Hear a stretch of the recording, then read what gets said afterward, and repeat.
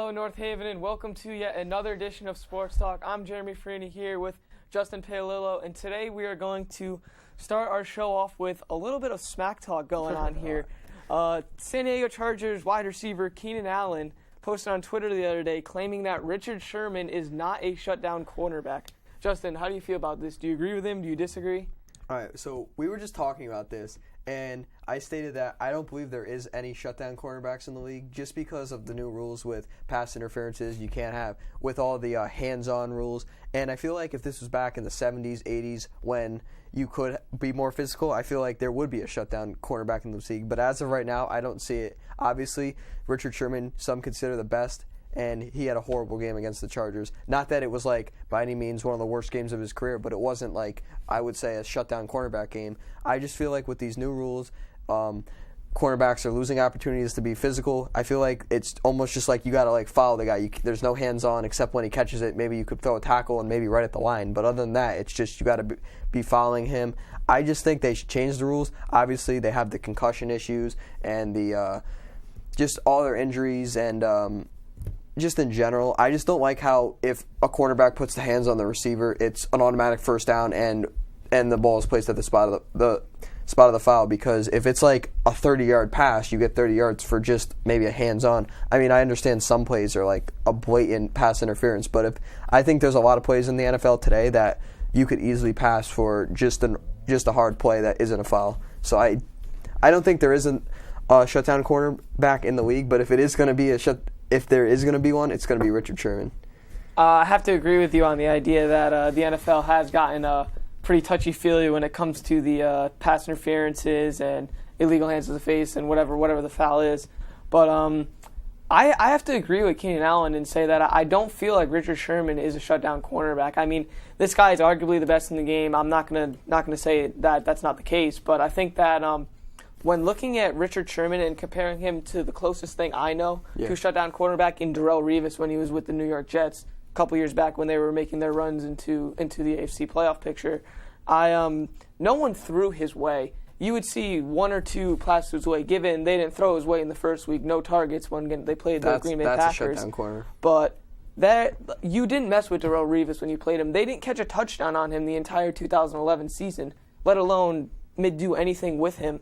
I think that Richard Sherman relies a lot on his other guys in the secondary. I mean, Thomas, their safety there, he's a Pro Bowl. He's arguably just as good a player as Richard Sherman, arguably just as deserving of Defensive Player of the Year as Richard Sherman is there.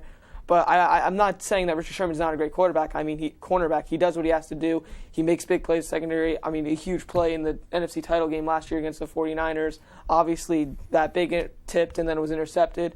He's obviously great at what he does, but I think when it comes to shutting down the corner, I feel like if he's left on the right side or left side of an offense guarding a guy like Keenan Allen or Larry Fitzgerald, someone in that division, I think that they can exploit him and that they would be able to target him and be successful with it. Yeah, a lot of the times you would think, oh, Richard Sherman's on that side, you're not going to throw to him. But the Chargers didn't really change their game plan against him, even though they're playing supposedly the best cornerback in the league. I just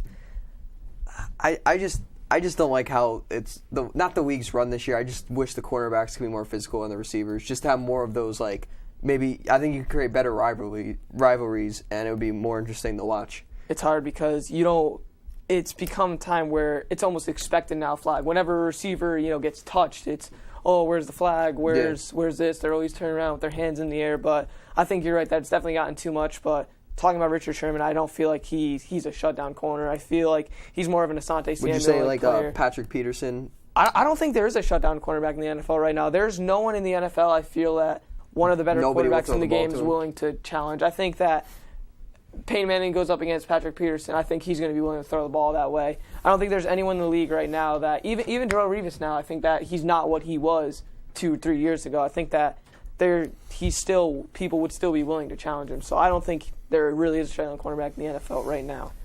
Anyways, moving on to our next topic, the Eagles got off to a quick start despite falling behind early in both their games. We're down 2 touchdowns in both.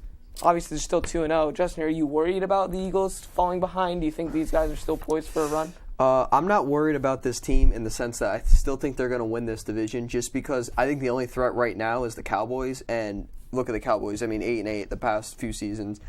I don't think they're a legitimate threat, and even if they are, I think the Eagles could, in the end, beat them. Obviously, I don't like what they did against the Jaguars. I think the Jaguars should have been a game, especially with the Eagles. They had such high standards this year. I think that should have been a game they won pretty easily. The Colts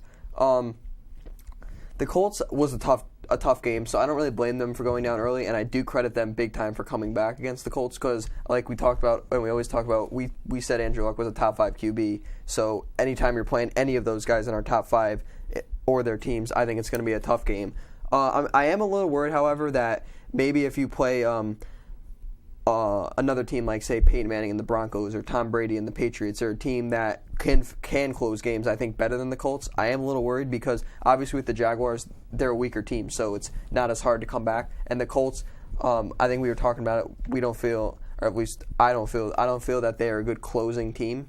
I feel like they get it done in the first quarter. So I feel like if they play a team that can get it done in the fourth quarter, I'm afraid if they fall early. But overall, I have high expectations for the Eagles this year. I like what they did with Darren Sproles and LaShawn McCoy. I mean, if you could have LaShawn McCoy run 2 downs and have a fresh Darren Sproles coming on, or vice versa, you can't beat that. I think Nick Foles is going to make that next step this year. I think Deshaun Jackson was a big loss, but I think he's replaceable in this league. Like, he was a big asset to the team, but overall, I like where the Eagles are going this year, and I expect them to win the division and make some noise in the playoffs.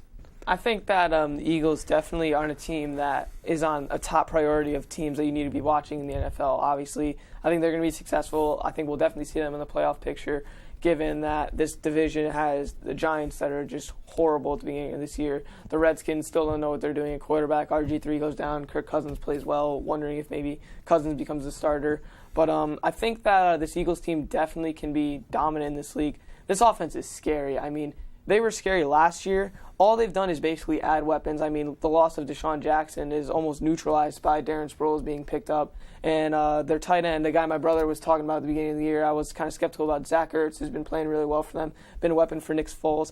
I really think the only reason why they're not playing well in the first half is I think they're still kind of getting used to this offense. Even though it's the same offense they ran, they're different personnel. You know, you have Deshaun Jackson's gone, working more with Jeremy Maclin and Riley Cooper now in those positions. So I think that they're not going to have any problems. They're definitely going to be in the playoffs. I mean, if anything, maybe worry about their defense getting a little better, trying to improve that aspect of the game. But I don't think there will be a problem with this Chip Kelly offense. I think they'll definitely be in the playoffs, and I think they're going to be a team to reckon with. I mean, you saw a team that a lot of people were hopeful for, myself and the Saints in the NFC South, and they started off 0-2. So I don't think there's really anyone that going to really scare them coming up on their schedule. I think they feel like they can play with anyone. Obviously, coming back on the Colts, that was a great win for them. And the Jacksonville, not really a great team, but still able to win that in a comeback fashion.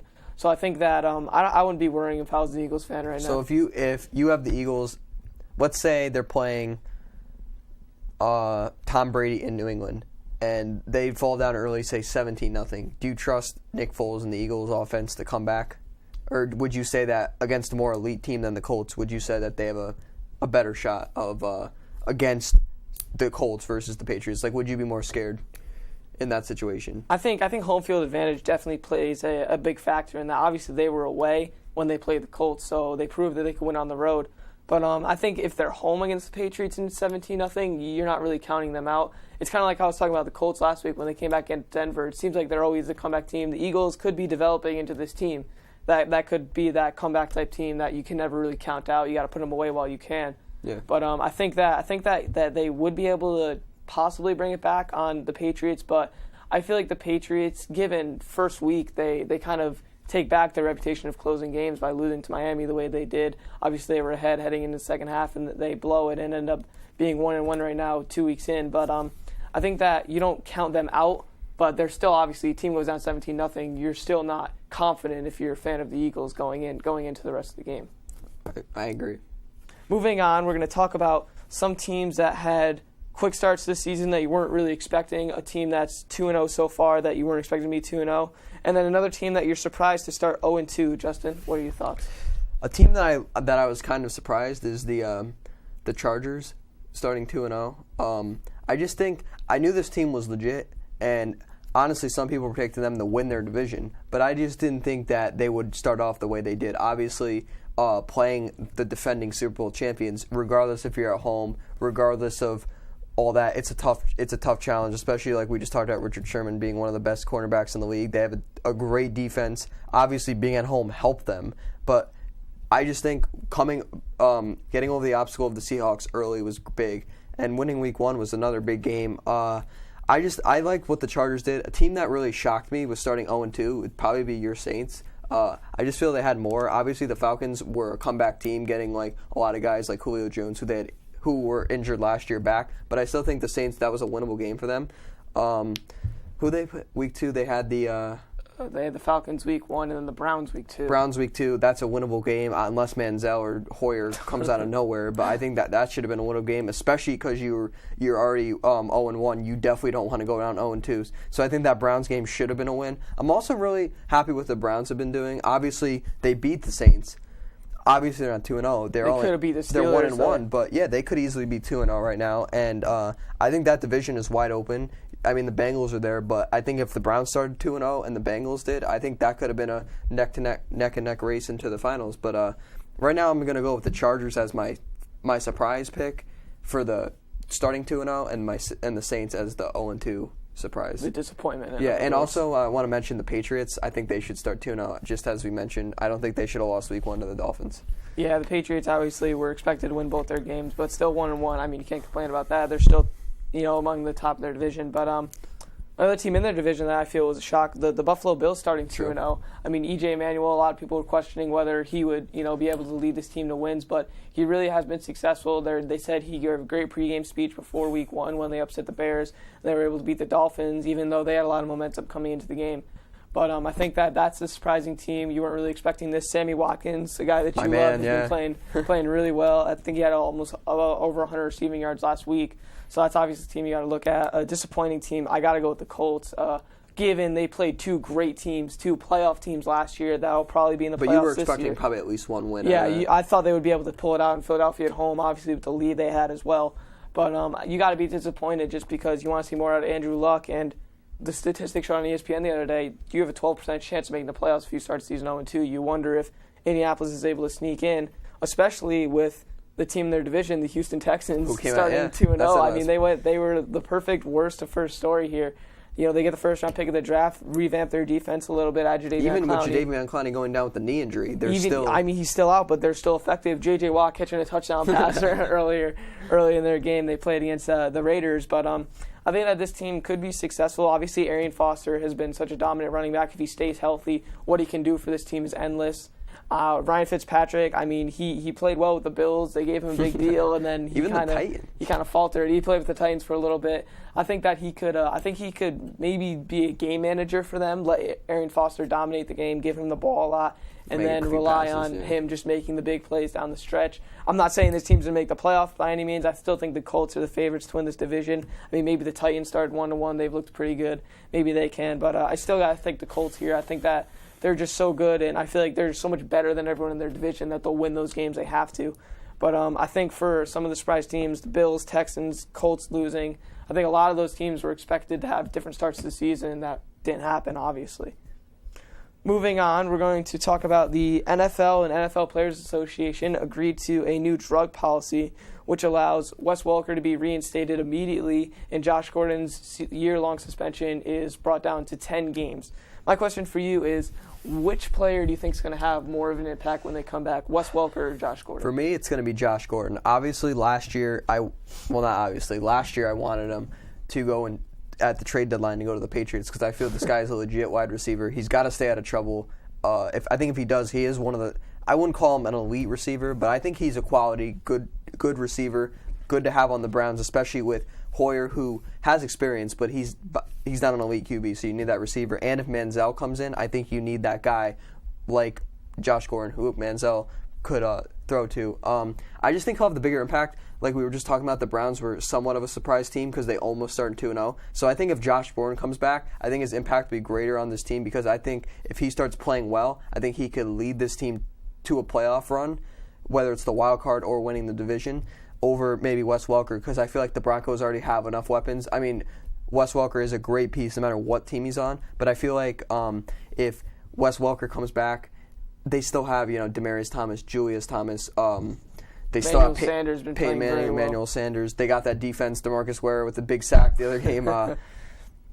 So I just think overall, Josh Gordon will have the bigger impact and push the Browns more than Wes Welker will push the Broncos. I think no doubt Josh Gordon will definitely have the bigger impact just because he's going to go in and be the number one receiver, no doubt. There's no one on the Browns roster that you're saying, oh, he's a bigger target than Josh Gordon's going to be. I mean, Jordan Cameron played well last year. He's kind of been hurt at the beginning of this year. If they can get both those guys healthy and both those guys going, obviously they got to wait till week 10 to get Josh Gordon back. But I think when he comes back, if they're in the position to maybe make a run, that's obviously going to help. Adding a star like that arguably was the best receiver in the NFL last year with the stats he had. He and look played at the QB incredible. And we had had Brian Hoyer throwing in the ball most of the year. Not a bad QB, but I mean, I'm not saying Brian Hoyer is bad by any means, but he's not a Tom Brady-like guy.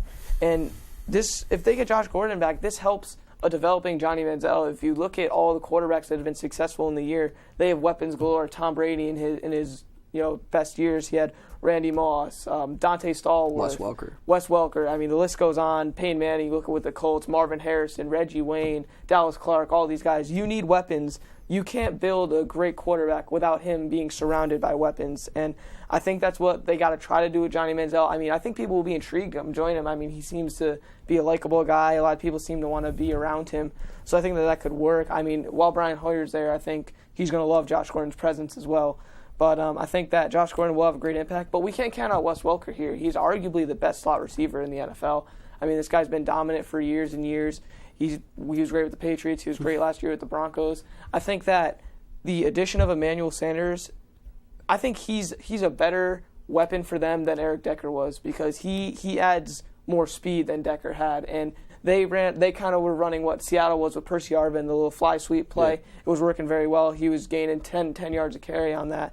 And I think the biggest bigger loss for Denver was no Sean Moreno than it was Eric Decker because he went to the Dolphins. Obviously, he's got to be one of my favorite players in the NBA, NFL. I mean, the fire he plays with, he just has so much intensity in every game he goes into. Pretty underrated. You gotta love that. An underrated guy. No one really even realized he left Denver to go to Miami. But I think that Josh Gordon will have the better impact just because he's going to be the number one going in over Wes Welker, but you can't count on Wes Welker's impact because he's obviously so dominant. One more quick point with the Josh Gordon. I feel like it'll be great for Manziel, but at the same time, these two do have histories of troublemaking. So if they get together, I'm not saying they're going to go out and partying and stuff, but I don't know, maybe they'll have a bad influence on each other. But I also do feel, since they are similar in personalities, I think they will thrive.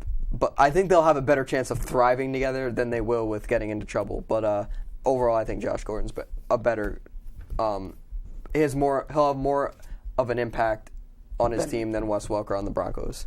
Moving on, before this show, me and Justin both picked our top 5 wide receivers in the NFL right now. Obviously, if we were going into a draft and who would we take out of the 5 guys, if the first guy's gone, who would we take next?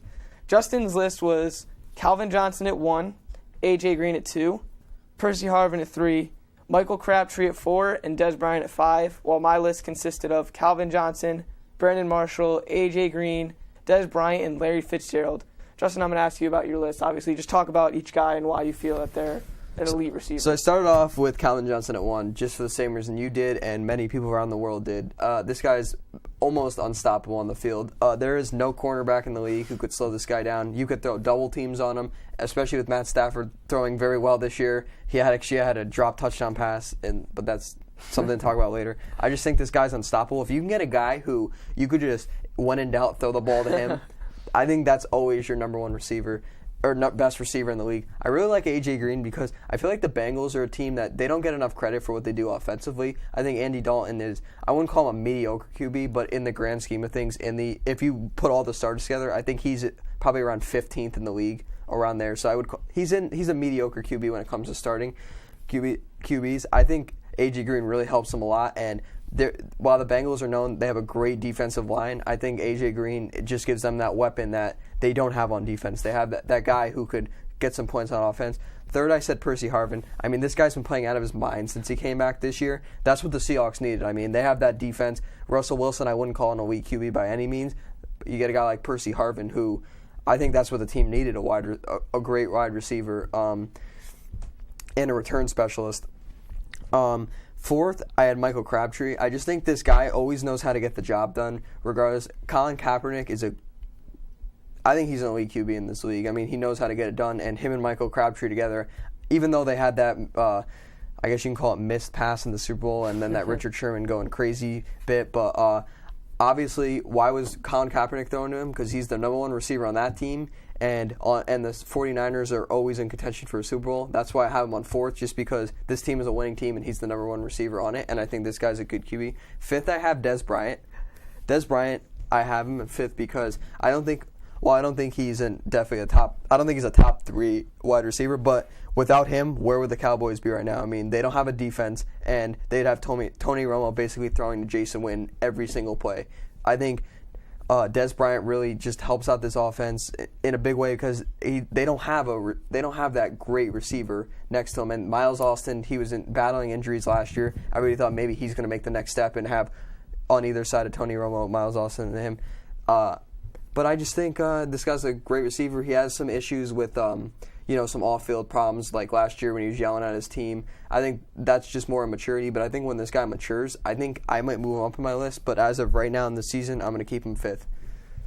For my picks, obviously Calvin Johnson. This guy is from another planet. Megatron, he's from Cybertron over here. This guy plays out of this world. He's crazy when it comes to what he's able to do. Obviously, when Matthew Stafford's in trouble, he's finding Calvin Johnson on the field. He's throwing the ball up, letting him make the play.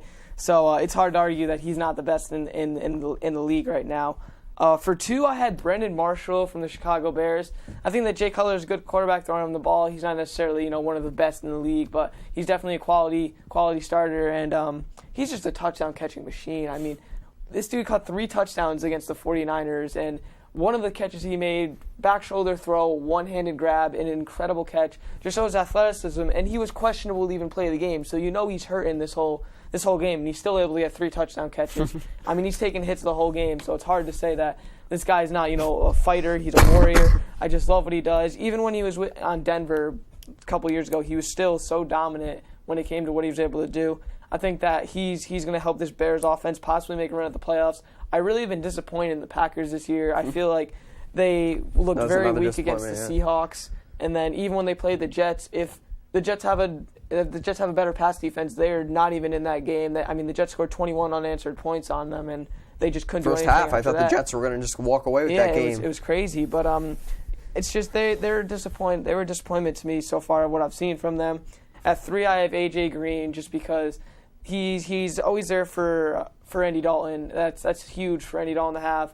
I mean, obviously Andy Dalton's not one of the greatest quarterbacks in the league. I think I'd put him in top 10 over top 15 just because I think he's a little bit better. I mean, there's been comparisons to him and Peyton Manning through their first 3 years, very similar stats. I don't see Andy Dalton taking a team to the Super Bowl. I mean, he's still got a lot of time in his career, but I don't see it right now. I don't see him going on a prolific playoff unless run, he has winning like a a ton monster of big defense games. or something. Yeah, I just don't see it unless he's got a Russell Wilson-like situation where he's got Seattle helping him out on the defensive end. But AJ Green's definitely a great wide receiver. He helps him all the time. He's a red zone target. He's a speed threat, obviously, with the big touchdown he had against the Ravens in Week 1. So it's hard to argue that he can't be in this list. For 4th, I had Dez Bryant. Similar reasons as Justin. This guy plays with a lot of intensity and fire. Very emotional, as you said. He was crying on the sideline, screaming at his teammates when they lost. So it's hard to argue that he's not a threat and he's not a great receiver. I mean, I think this guy's almost a little bit underrated. The catches he makes, the athleticism he has. I mean, he's had similar plays to Calvin Johnson where Romo would just throw it up to him and let him make a play on it. So I think that Dez Bryant's definitely got a lot of skill. Tony Romo obviously has had his up and downs throughout his course of career. Seems to always be the scapegoat in the Cowboys situation, but I think that Dez Bryant's definitely going to be a star for years to come. And this guy's still young. He's still got a lot of time to develop and mature like you said he needs to. But he's definitely going to have the ability to do that. And Tony Romo is not a bad quarterback by any means, so I think he's going to definitely have the opportunity to do so. I feel like he's underrated because of the team he's on. Like, if they go 8-8, you're not thinking this guy's elite. You're thinking, why are the Cowboys 8-8? You're not thinking, oh, well, Dez Bryant had a pretty good season. So I know what you mean about underrated. Right. And then for my last guy, I had Larry Fitzgerald just because this guy has almost been robbed of an NFL career with the quarterbacks he's had. I mean, you look back, Drew Stanton, John Skelton, the quarterbacks Arizona's had have almost robbed him. Kevin Cobb almost have robbed him of his NFL career. This guy is one of the most athletic wide receivers I've ever seen. His hands are just incredible. The catches he'll make, the plays he'll make on offense. He's a great route runner. I mean, he doesn't have the speed that'll blow you away, but just the consistency he has every year, and he still seems to put up 1,000-yard seasons every year, even though he lacks the elite quarterbacks that some of the guys on the list have. I mean, we go down what we have. Percy Harvin, Russell Wilson, Michael Crabtree has Colin Kaepernick. Des Bryant's got Tony Romo throwing him the ball. I mean, these are all wider quarterbacks that you're not disappointed in every year, other than maybe Romo, just because the lack of playoffs he's been in. But even last year, Romo had a good year. It's just the team around him's not good enough. The defense struggled. The defense was horrible last year. It's hard for him to carry all the slack. But Larry Fitzgerald, I mean, I think it's just how good he is without a quarterback. I think you have to almost applaud that in a way, just to give him some respect for the lack of support he had all those years. Moving on, we're going to go over to college football here. Obviously, they have adopted a new national championship system. They used to have the BCS, where the top two teams in the rankings would duel it out to see who would take the national championship. But this year, they're doing the first college football playoff ever. I'm very excited for it. There's going to be 4 teams in it. The 1 and 4 play the 2 and 3, and then they play, and whoever wins those 2 plays for the national championship. So, Justin, my question to you is, do you think it's possible to have a college football playoff without an SEC team being represented? I don't think it's possible, and I just want to go on the record saying I don't like this playoff system. I love the fact that you're having playoffs. I just think it should be expanded to maybe 8, 10 teams. I know that's a lot. It's not like the NCAA tournament where you can get games off in like a couple hours. This is a big deal for college.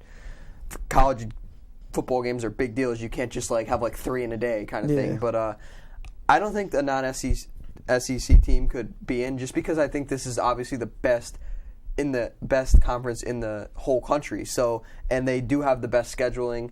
Unless all the teams just don't win a game, I just feel like a team from this conference has to get in. Justin, I'm gonna put you on hold for 1 second. We have a call in. Welcome to Sports Talk. Hello? Hi. How are you tonight? Doing good. How are you? Very good. What's your question? I was wondering who your role model is. As a football player, whether it's college or professional, who would your role model be? All right, Justin, would you like to start? My role model and Thank you for the call. I mean, you can go NBA with this. NBA. My role model would probably be. This one's tough. Larry Sanders. Larry Sanders, man. I can't play defense. Maybe like a guy like Joakim Noah, just because the guy works his butt off every game out there, and he's going to let you know when he blocks you. I just like his intensity on the court. Obviously, I wish I had that when I play basketball, but I would be afraid to go up against him. I would love to have that intimidation factor if I'm on the court. So I'm going to go with Joakim Noah. If I was to pick someone, I think I would go with a. I don't know. That's tough. There's a lot. No, definitely not a Jameis Winston, but Johnny Manziel? I think I'd like a J.J. Watt type player, just because J.J. Watt has that same fire and intensity that you talk about in Joakim Noah. But another thing I like about J.J. Watt is he knows he's better than you. Like he's got that swagger, that personality that you and your trash talk. That he's going in and he knows he's lining up and I'm getting past this guy because I'm better than you. I'm stronger. And this guy works so hard in the off season. I mean, playing both ways now in goal line packages. That takes a lot of athleticism. There's always talk of him with all his quotes saying that. I could be great, but I could be greater. I could, all these things he says that he always wants to be better, and he's only going to be satisfied when he wins a Super Bowl, when he wins an MVP, when he proves that there's no one on top of him. And I think that's the attitude you have to have when you're in sports. You have to want to be better than everyone and just take it, basically. You need to work harder than everyone. So I think that J.J. Watt would be the role would be someone that I would look up to in sports. Anyways, getting back to the college football playoff. You're talking about the SEC. A team from the SEC has to make it, like I was saying, best conference in the league. It'd be like, I don't know really how to compare it, because it'd almost be like a team from, let's say, for example, like the Like the Western, Spurs not being- or the Spurs, or say like in the NFL, like a team from the Western half, because you got the Broncos out there, the Seahawks, 49ers, not in like a conference final. I just feel like just because of strength of schedule, how good the teams are and their records, like I said, unless all teams go like 2 wins, no wins, 1 win, a team's got to get in. And I just think how the other divisions aren't even comparable to this conference. Sorry, not division. This conference. Yeah, at least 1 or 2 teams, if not all 4, will be from the SEC.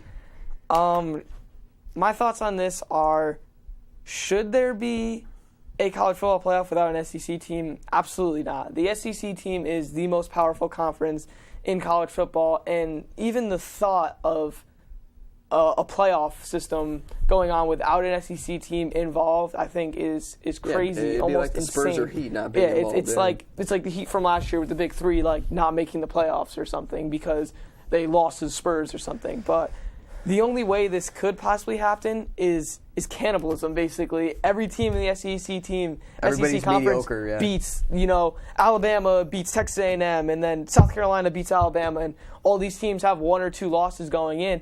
And there's 4 teams that you could legitimately say could sneak in if every SEC team is eliminated, because you look at ACC, Florida State, obviously the best team in the nation right now, they could get in. They could be one of the 4 teams. Then you go to the Pac-12 and you see Oregon, or maybe Stanford possibly, even though they're probably more of a long shot than Oregon, since Oregon is ranked in the top 3 right now.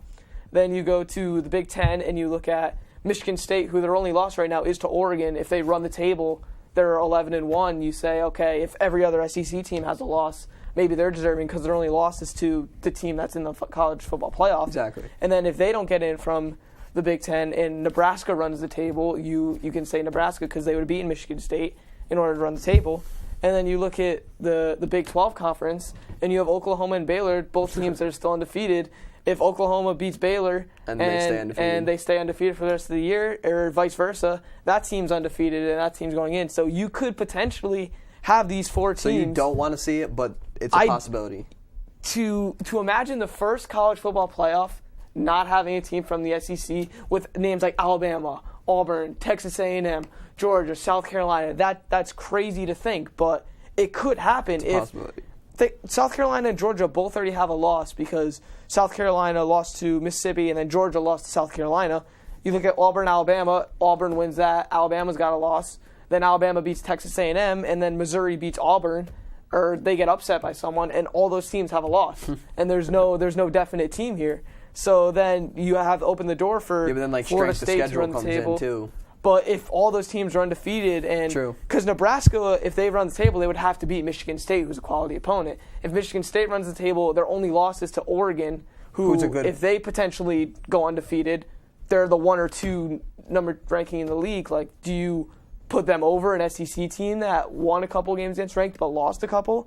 So it comes down to it. This playoff system was supposed to solve this crisis of not being able to possibly have the best team winning, but if you look at it, it still can. That's why I believe that it should have been a 6-team playoff, and the first 2 seed, the number 1 and 2, get a bye, and then you have the semifinal. And then those teams play it out. You're only adding really one more game, 2 more games to the system, and you're able to include 2 more teams that are obviously going to be. Maybe you got gypped. Maybe exactly. Like if all these teams had 1 loss, you would have the top 4, and then probably 4 through 10 could be 4 or 5 of those teams could be from the SEC. Could beat the winner. Could be from the SEC. Yeah. So the SEC can almost be robbed of a chance. And you think about all the money that's involved in that, everything. These schools could basically be robbed of millions of dollars because they played better teams. So it's hard to look at a college football playoff without that. I agree with you. It should be more than just 4 teams. It should be more, but it's better than 2. I think an SEC team, whoever wins the SEC team, should get an automatic in. Because that conference is so good. But then that's almost like.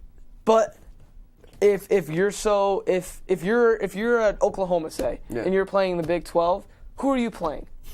Who's your marquee matchup? You you have to schedule a non-conference game with one of these powerhouses to prove that you're a legitimate team. You have to schedule a non-conference game with a Georgia to say, all right, this is our quality opponent, this is our quality win, and then we beat the only relevant team really in the Big 12 right now is going to be a Baylor, maybe a Texas with Charlie Strong leading that. I don't know. But really, there's a Kansas State maybe. But other than that, there's no one really prevalent in that system. So I think that the SEC should get an automatic bid because you look at the top 25 now, I'm sure you can find 7+ SEC teams in there, no problem, just because of how powerful that conference is. Exactly. Moving on, we're going to talk about the NBA. LeBron James earlier this week said that he thinks Kyrie Irving has the potential to be the best point guard in the league. Justin, what are your thoughts? I 100% agree with LeBron. Kyrie Irving has quietly had himself one heck of a career. I mean, people forget he won All-Star Game MVP. He just won FIBA Gold Medal Game MVP after his 25-point performance. And Anthony Davis went down with 2 fouls early in the first quarter, and he led this team back. Obviously, it wasn't a great game because they were playing Serbia and maybe not a team like Spain, but he led that team. He's been basically the only guy on the Cavs. I mean, last year they did throw a few pieces together. They had Luol Deng there and Deion Waiters, but I think Kyrie has just been the one guy who's just been consistently good. And now that he's got LeBron James and Kevin Love, I think he's going to be more of a passer, but he'll still be a great scoring threat because he could stand in the corner and take some jump shots. That's something he couldn't do back before LeBron or last season or before that because he had nobody to run the point for him. I really like what they did with these offseason moves. I think if this core team they got this year stays together, I think he will be the best point guard in the league 2, 3, 4, 5 years from now. I like what LeBron said. This could just be a way of maybe motivating Kyrie because the best player in the world said you might be the best point guard. But as of right now, I got Chris Paul, Steph Curry. I got a guy like Rondo who's higher right now, but I think 3-4 years. Chris Paul will be in his mid-30s. Rondo will be in his mid-30s. Curry, I think he'll be in his 30s, so he won't be the scorer he is. That's why I think that will open up the chance for Kyrie. So one day, I agree with LeBron. He will be the best point guard in the league. Hopefully LeBron's still on that team then, because that team will dominate if that's the case. I do have to say that Kyrie Irving definitely has the potential to be one of, if not the best point guard in the league in future years. But as of right now, I don't think I would hand him that title quite yet. I think Steph Curry has proven a lot. You said Chris Paul, a lot of guys that have been marquee names throughout their careers have worked very hard to be where they are, and I think that they still deserve to have the title as some of the top point guards in the league. But I think that a guy that's kind of overlooked is John Wall. I think John Wall has been very successful in Washington. The thing that's different about Kyrie and John Wall is this isn't going to be Kyrie's team anymore. This is LeBron's team. And LeBron's going to take them as far as they're going to go. Kyrie Irving's not going to determine how far this team goes. Kyrie might be the third guy on this team now. Right, because Kevin Love, the requirement of him, that he's going to be, the number 2 guy, the number 2 scorer they go to. But I think that John Wall is more impressive than Kyrie Irving right now just because Washington is his team. He's going to take Washington as far as they're going to go as of right now, given if Kevin Durant decides to go and join them, it's Kevin Durant's team. That'd be a similar situation, yeah. Yeah, but as of right now, this is John Wall's team. And I think how John Wall performs will determine who I put above who. Because Kyrie Irving had similar potential, similar star power around him last year, and his Cavaliers team didn't do very well, given Wizards maybe have a little bit more talent than the Cavaliers had last year. But Luol Deng was a great piece, and they didn't really do much with him. Deion Waiters a good piece. I mean, Varejao played well until he got hurt, but I think that right now, I'm going to see how John Wall plays this year, and if he gets his team to a high seed in the Eastern Conference playoffs, I think that if a Kevin Durant is to join them, that could be a scary. So you think Kevin Durant might be like John Wall, who's the best point guard in the league, just as LeBron said for Kyrie. Kyrie and going back, Kyrie and Wall, I think we debated that sometime last year. They're very close players. However, I think Kyrie's a better shooter and John Wall's a better athlete. So for me, it's hard to compare. But I did like your comparison on the two, how it is John Wall's team, and even though it was Kyrie's team last year, I think John Wall had a better outcome. But we'll have to see what Kevin Durant does. And I think if Kevin Durant goes there and LeBron's on the Cavs, then you could really put those two together because you're like, now they're moving down to the second, third players on the team. We'll see how they do there. But we'll have to see. But I think so it's hard. You don't think Kyrie one day will be the best? You don't think he'll be the best point guard in the league? I think that him and John Wall are going to fight it out. I think that. What about like Damian Lillard?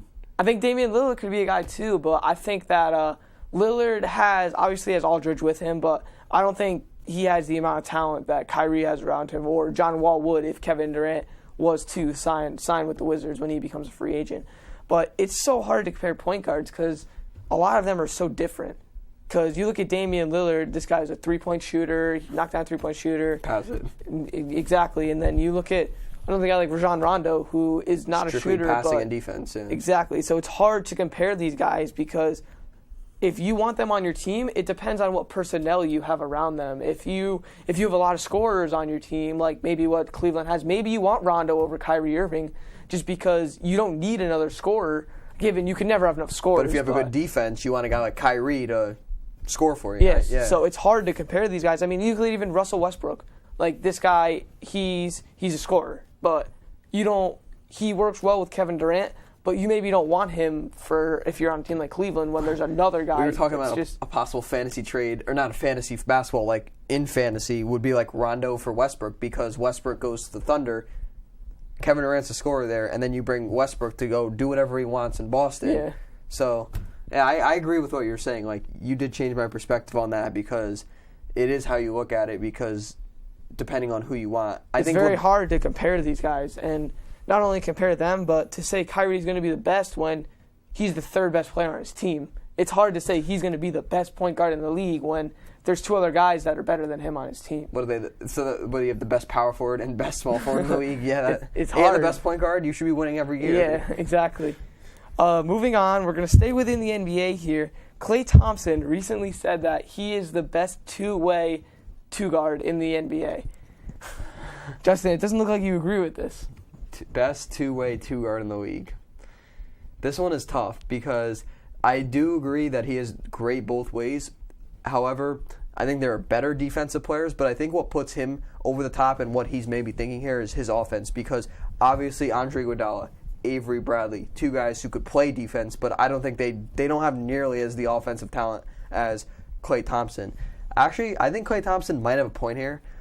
Just more than I think of it because of his offense. I'd understand if he was like maybe an Andre Iguodala who maybe he'll go off for 20 a night, but for the most part he's averaging about 15 a game and he's going to be that lockdown defender. But Klay Thompson has turned himself into a pretty fine defender. I mean, in this past FIBA World Tournament, he was guarding the best wings, Rudy Fernandez. They didn't play Spain. Are you disappointed that they didn't play Spain?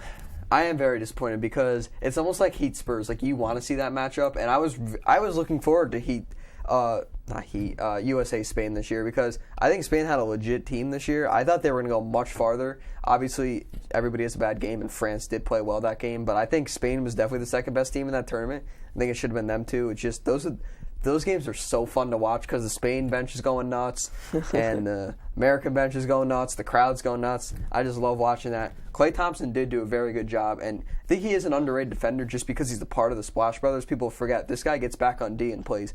So I think Klay Thompson has a very good point here that he is the best two-way player. He's not the best defensive two-guard, but he's way better at offense than all the other defensive two-guards. So he has a point here, but actually, I'm going to go with he is the best two-way two-guard in the league. Is he worth a max contract?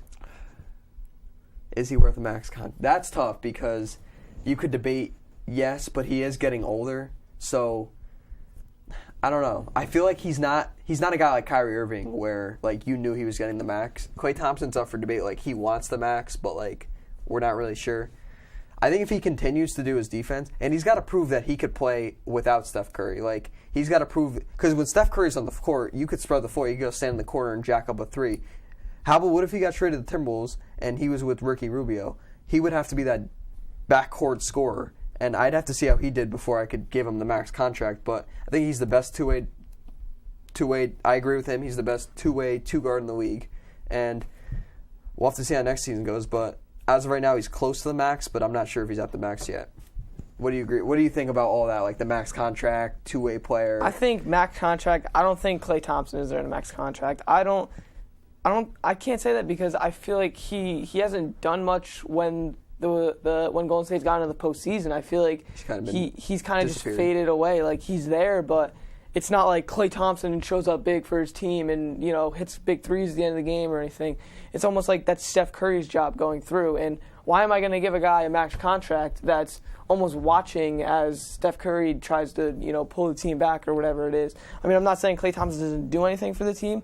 I'm saying that I'm giving Steph Curry a max contract before I give you a max contract because he's more important to the team than you are. Put him on the Bucks. Does he do what he's doing now on what he's doing with the Golden State Warriors? Does he do that?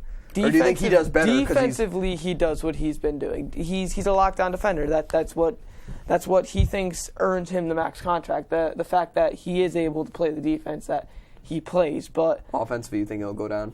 Offensively, I think he needs to develop more. I mean, he has a three-point shot, but what else is there to his game? I mean, it's kind of the same thing with Steph Curry. Like, he's more developed than Klay Thompson is given, but Klay Thompson needs to really – I think he needs to just prove more that he's worth it. I would not throw him the money that Golden State may be potentially willing to throw him. I'm a little on edge there because, it's like I agree with you. Like every year, it seems like Klay Thompson's going to get better in this spot, and then it's like every year it just keeps going. Like he needs to get better here and here, and then before you know it, he's going to be 30. So I don't know. You keep talking me out of things. I don't know. It seems like he's there. His potential is there, but he's just got to take as he gets older and older, it's almost like when is it going to happen? Like when is he going to emerge into a superstar? I mean, if I'm naming you top 20 players in the NBA, I don't even know if Klay Thompson comes into the discussion. Is he in your top 50? Top 50, yeah. Top 20. I can't put him in the top 20. I don't think I'd put him in the top 20 because, I mean, top 50, given you're one of the 50 best basketball players in the country, in the world, that's a great thing to have. But is there 20 players I'd give a max deal over you? And if there are, then I'm not going to give you that max contract. And that's tough. Could Golden State be the same team if Klay Thompson's not on the court? Depending on who his replacement is. Like if you get a guy like Marshawn Brooks, no offense to him, but like if he was going to replace him. But I think if you get maybe push Iguodala and get like a guy like Harrison Barnes to come to the three, I think this team may actually even get better because Curry could be that scorer and passer, Iguodala could play D, and Barnes could come back in. That is the tough question though, because like if he leaves, does the team just go down in flames? Because if the team has the same potential and he leaves and they can offer someone else a max contract or not even a max, a lot of money to come play for them, even if it's a semi-superstar, like maybe like when Brandon Jennings. Curry's a superstar. Curry is a superstar. Curry is that team. Like he's the heart and soul of the Golden State Warriors.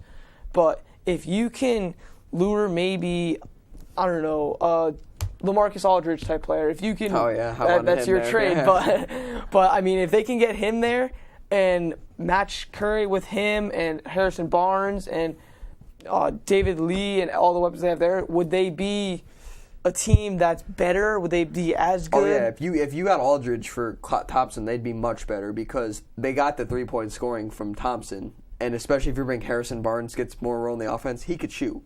Obviously, he's part of the Splash Brothers. You're going to miss his threes, but it's not something that's going to like mess up your team completely because you lose a guy who could shoot threes and play defense because you could replace that with Iguodala's defense and Barnes' offense. So I like what you said about if he went to the Timberwolves. I think he is replaceable, to be honest. But depending on the team, I think he is worth the max. But for one team, he might be. One team, he might not. I got to see how he does. Like every year, he's got to prove himself, but I don't know if he can because every year he has to, but he never does. He's always just like the guy who maybe took small steps and we're waiting for next year for him to take that next step. I don't feel he'll ever. I can't tell right now if he'll ever do it. Do you think he'll ever pull that off, or do you think he'll just? I don't think he's ever going to be a star. I don't see it. I see his potential. I see it's there, but I don't see him.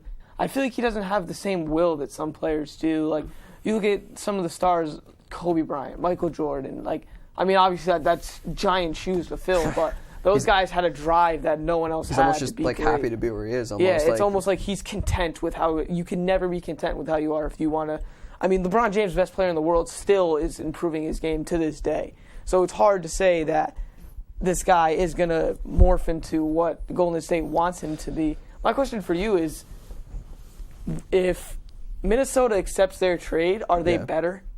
if Minnesota gets So Kevin Minnesota Love and Kevin gets Martin, Love. Yeah, they're much better. Because are they better than losing Clay? That's tough because I think they're going to upgrade in the power forward spot tremendously, and you lose his defense. But if they got Kevin Martin in that He's trade, just as you're good as a getting his shooter. offense right He's there. getting a shooter. And you could, like I said, Iguodala But you're also could play using D. Barnes as well, and David Lee, I think, was involved in that trade. David as Lee, well. you're losing Barnes and Lee. Draymond Green, Could he's a solid player. He could come in and play D. You got Iguodala. I think because you have Iguodala's defense and you got Kevin Martin spreading the floor, shooting threes, I think that would replace Klay and their Thompson. free agency is completely different if that trade goes through. I mean, maybe they go after, I don't know, Michael Beasley, maybe take a risk with him and try to put him in the 3 for a little bit.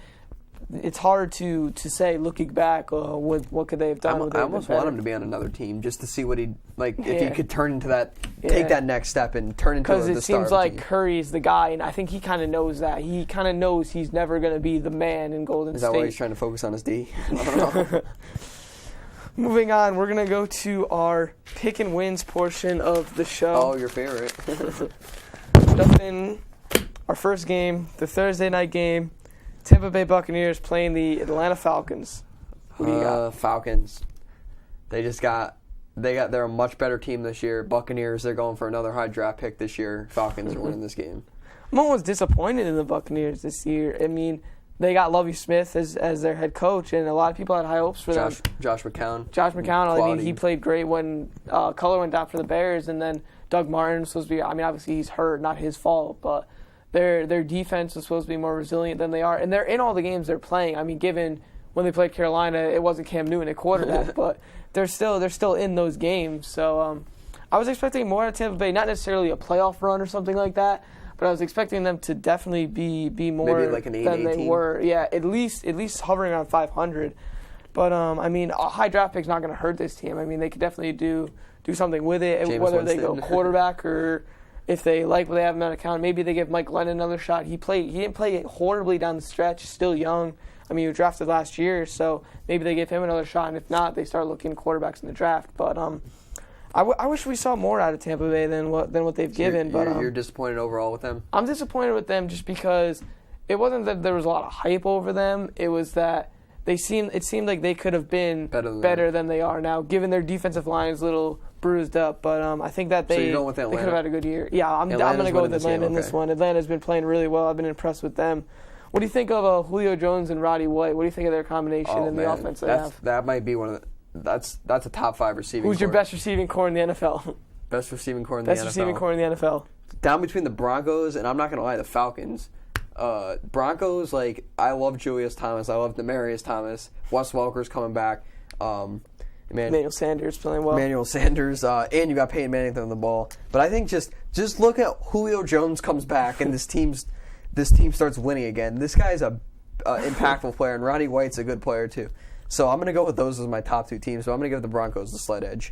I think for best wide receivers, I think I got to go with the Chicago Bears here. Okay. These guys are animals. I mean, Brandon Marshall he's been so great for so many years. I feel like he's almost underrated. He almost goes under the microscope. I mean, the amount of touchdown passes this guy's caught is insane. And then you have Alshon Jeffries, and they got the guy from the Jets. Santonio Holmes. I mean, obviously he's still getting into the offense, but if he can be impactful, that's another guy you add. With the Steelers. And then Alshon Jeffries out of South Carolina. A lot of people liked him coming out of the draft. He failed. The Bears were able to take him late, and he exploded onto the scene last year, having a 1,000 receiving yard year. Cat was able to be effective in the red zone as well. And I think their tight end's one of the more underrated guys in the NFL, and Martellus Bennett. This guy's jumped around a little bit, been with the Cowboys, the Giants. He always wants the ball in his hands. That's what I love about him. He's always come back to the huddle, feed me, man, give me the ball. He loves it. He loves the fire. I think that's going to be a quarterback with. And then you have Matt Forte, who's basically a receiver coming out of the backfield with all the receptions he gets every year. I mean, that's a hard group to mess with. That's hard to cover. That's a good team. That is a hard group to cover. I really like what they've done. Moving on, we have San Diego versus Buffalo. San Diego. I'm going to go with Buffalo here. San Diego's on a hot streak. Buffalo's on a hot streak. 2-0 teams. Who would think the Chargers or the Bills could possibly be 3-0 after week 3?